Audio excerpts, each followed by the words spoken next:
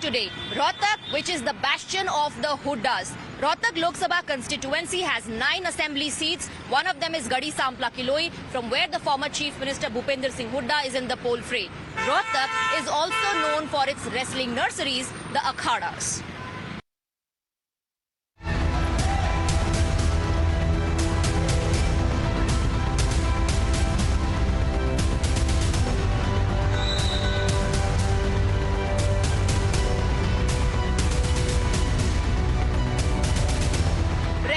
Entering the poll fray in Haryana is nothing new, but things definitely have changed a bit after the protest.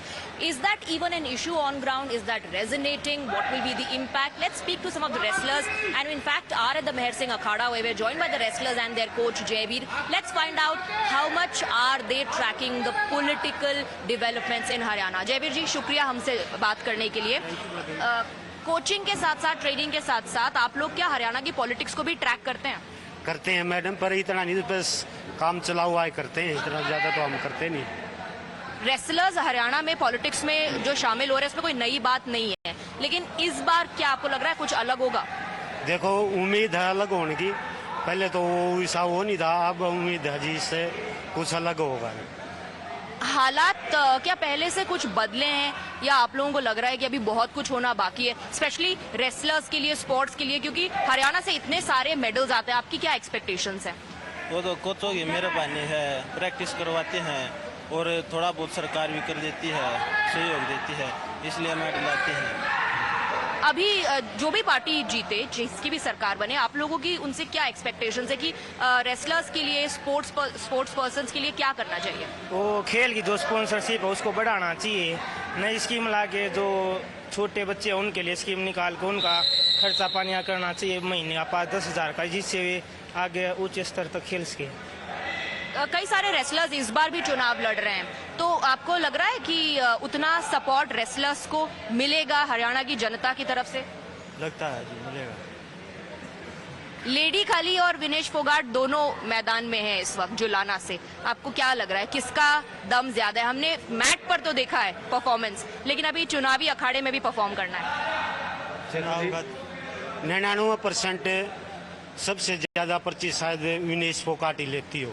जो हरियाणा का election है, जो हरियाणा में सबसे ज्यादा विनेश फोगाट की वोटों से, बहुत ज्यादा वोटों से बनेगी. तो ये विनेश का अपना आपको लगता है परफॉर्मेंस होगा, या ये कांग्रेस पार्टी का परफॉर्मेंस होगा? देखो, दोनों है जी, विनेश का भी है और कांग्रेस पार्टी का भी. अगर निर्दलीय कोई उसको मान ली इलेक्शन में उठते, फिर इतनी पर्ची नहीं दी, उसका तो होता ही है कांग्रेस का. एक बात मैं और जानना चाहूंगी कि अगर आप लोगों में से ही कोई चुनाव जीतने के बाद स्पोर्ट्स मिनिस्टर बने तो वो ज्यादा अच्छा रहेगा, या आपको लगता है कि खिलाड़ियों को अभी फिलहाल अपना इतना ज्यादा रोल एक्टिव पॉलिटिक्स में नहीं करना चाहिए? वो खिलाड़ी बनना चाहिए स्पोर्ट्स मिनिस्टर.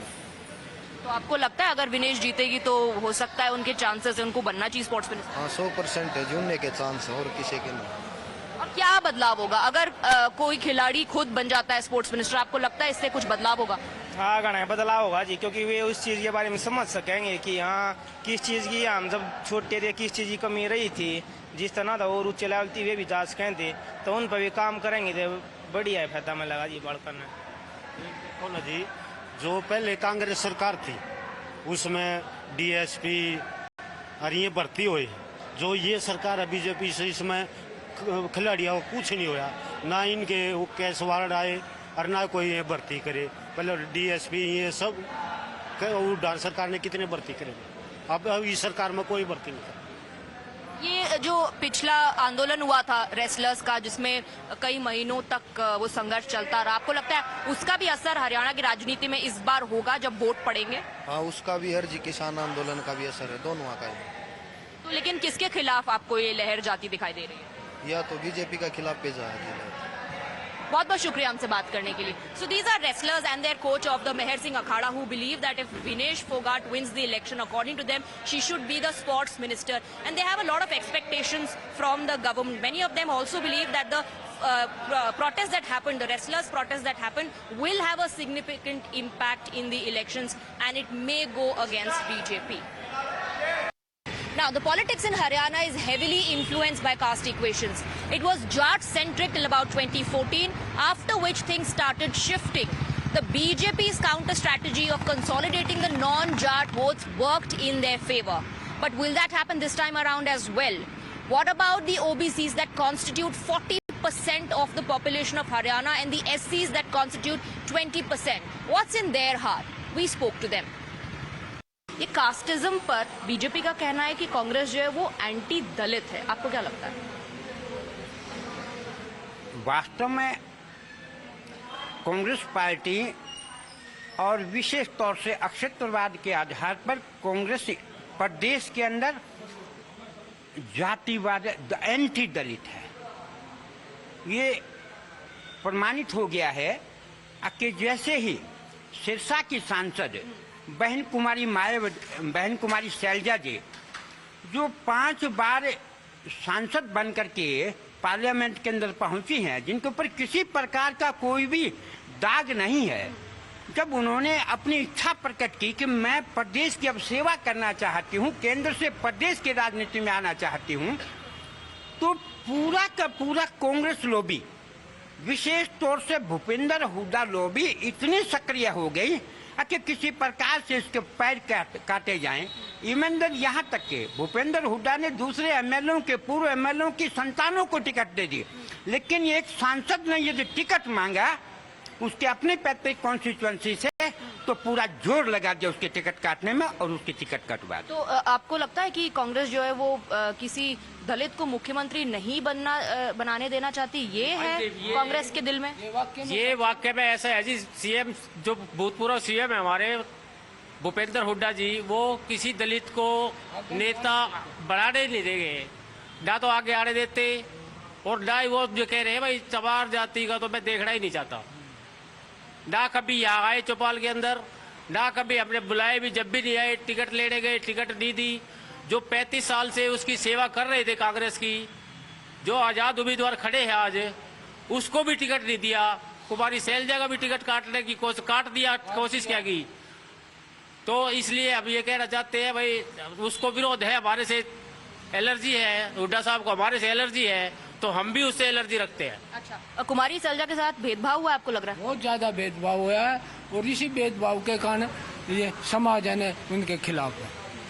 हुड्डा साहब देखो मैडम, पहले तो बहन जी हमारी शैलजा हमारी बहन जी है जिसके साथ गलत व्यवहार हुआ, कम से कम ये देखो 35 साल से 30 साल से वो पार्टी में, पहले उनके फादर थे, अब वो है, उन्होंने एक हमारी दलितों की गद्दार नेता है, उसको टिकट नहीं दिया गया और इतने साल से वो सेवा में है। पहले भी उसने भूपेंद्र हुड्डा ने उसको आगे नहीं आने दिया। ना ये एक हमारे बेचारे अपने अशोक तंवर जी उसको भी उसके साथ वाहियात किया, हाथापाई किया, उन्होंने पार्टी छोड़ दी। हमारा दलित को तो हमारे को आगे नहीं आने देते। हाँ जी।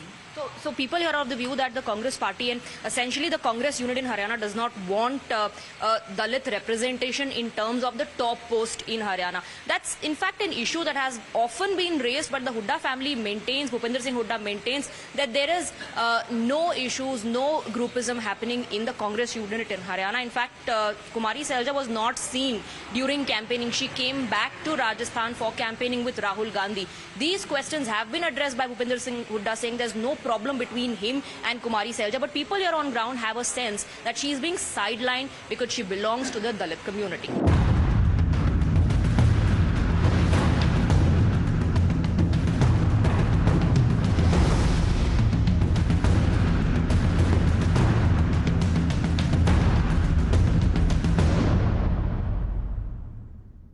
In today's episode, we'll focus on the caste equations, on people's issues, what the students have to say, what the women of Haryana think. As far as caste equation is concerned, Haryana politics is heavily influenced by it. It was Jat-centric till about 2014, after which things changed when BJP's strategy of consolidating the non-Jat voters worked. Jats constitute 22 to 27% of the population in Haryana, but OBCs are 40% and the SC community is 20% in the state of Haryana. And that's why the issue of consolidation of the non-Jat votes becomes extremely important. But what do people of the SC community community have to say? What are their expectations? Have political parties done enough for the upliftment of their community? We are in Ambedkar Chaupal right now. Let's speak to the people of this community and figure out what their issues are and what are their expectations in fact. आपके समाज के लिए political parties ने अब तक कुछ किया है, ग्राउंड पर कुछ किया है? बैठ के जवाब दे सकते हैं। ऐसे है जी, हमारे ग्राउंड में कुछ भी काम नहीं हो रहा है। ना तो पानी का हो रहा है, ना बिजली का हो रहा है प्रबंध, ना सीवरेज सफाई है, ना कोई आता नहीं है, वोट मांगने भी नहीं आता और ऐसे डाल रखे हैं जो अपने आप दे देगा जिसको जा देना है। तो लोग कह रहे हैं कि आप अपने आप वोट करो, हम आपके पास वोट मांगने नहीं आएंगे। हाँ जी, ऐसा है जी, आता ही नहीं कोई भी। 15 साल से तो हम देख रहे हैं, कोई वोट मांगने यहाँ नहीं आता। चाहे कोई भी पॉलिटिकल पार्टी हो, सबका रवैया ऐसा ही है क्या? ऐसा ही है जी, बिल्कुल ऐसा ही है जी। यहाँ कम से कम 15-20 साल से कोई विधायक आज तक, ना ही शकुंतला खट्टक, ना ही बीजेपी वाले, ना ही कांग्रेस वाले, ना ही कोई, यहाँ कोई नहीं आता। वोट ने मांगने तक नहीं आते यहाँ।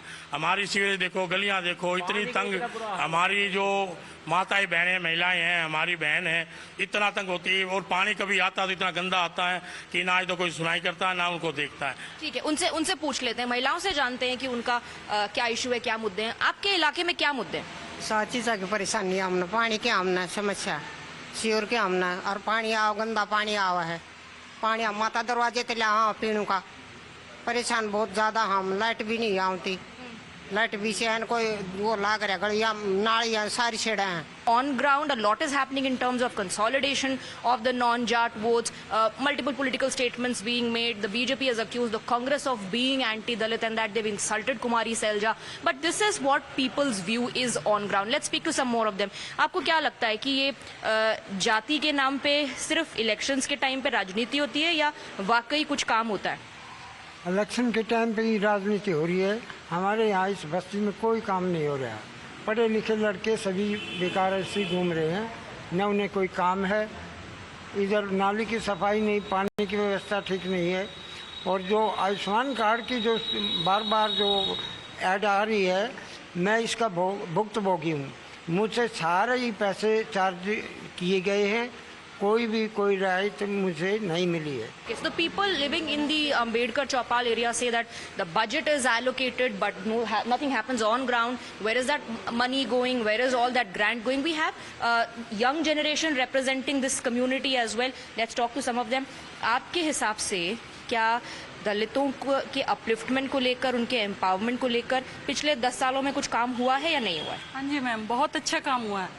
ये काम हुआ है, दलित को और ज्यादा दलित बनाया गया, गरीब को और गरीब कर दिया गया है। क्योंकि आप देखोगे अभी फिलहाल क्या है, एक कम्युनिटी को बिल्कुल अलग से पहचान बना दी गई है कि ये दलित है। हम चाहते हैं कि दलित को भी दलित क्यों बनाया जाए।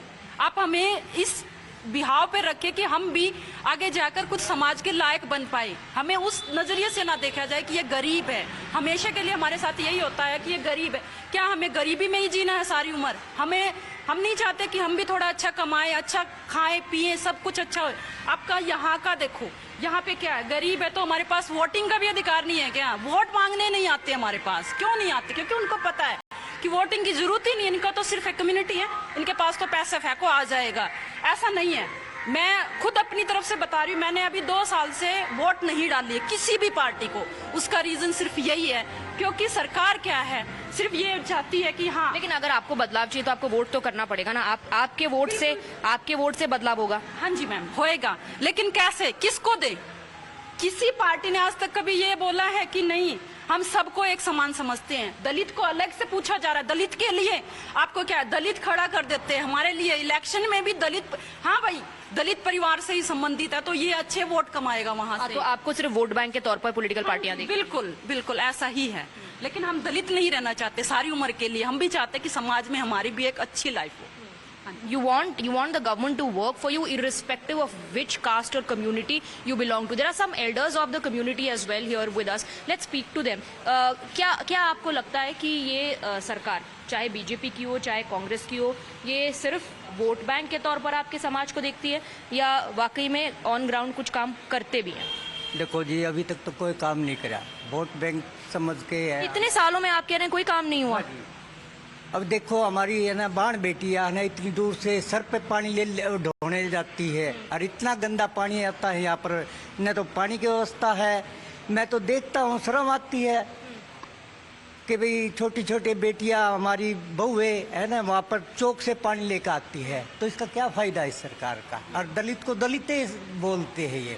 That's what people here of the Ambedkar Chaupal have to say, and what you will essentially see from this place and from the views that you heard is that the issues are dominating the political landscape. BJP is trying to consolidate the non-Jat votes. The Congress is riding high on the factor that according to them the Jats are upset with BJP, so they will vote for the Congress. Amid all this caste equation happening on the ground, somewhere the people feel that issues have taken a backseat, and that's what the political parties need to focus on.